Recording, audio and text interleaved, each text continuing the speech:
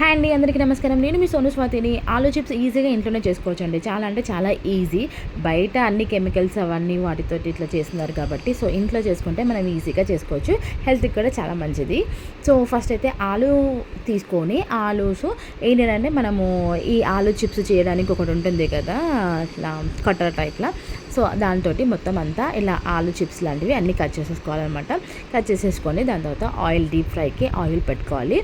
Oil పెట్టుకొని దాని తర్వాత ఈ ఆలూస్ అన్నీ తీసేసి దాంట్లో వేసేసారనమాట.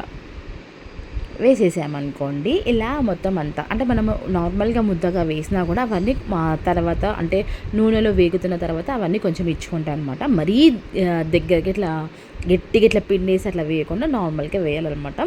సో అలా వేసేసామనుకోండి. సో ఇలా మొత్తం అంతా కొంచెం ఫ్రై అయిపోయిన తర్వాత, కొంచెం డీప్ ఫ్రై అయిన తర్వాత తీసేసుకోవాలి.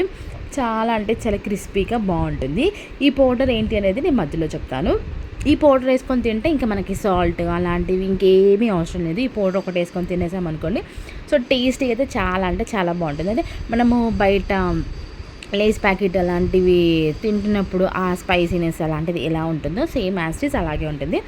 ఈ చెప్పాను కదా పౌడర్ ఏంటి అంటే బ్లాక్ సాల్ట్ పౌడరు. ఇది ఏంటంటే మామూలుగా సూపర్ మార్కెట్లో అక్కడిక్కడ అవైలబుల్ ఉంటుంది.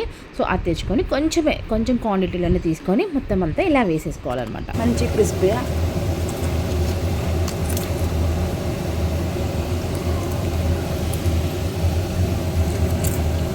బయట కొనుక్కుంటే ఎట్లుంటే అట్లనే ఉన్నాయి, సేమ్ యాస్టీస్.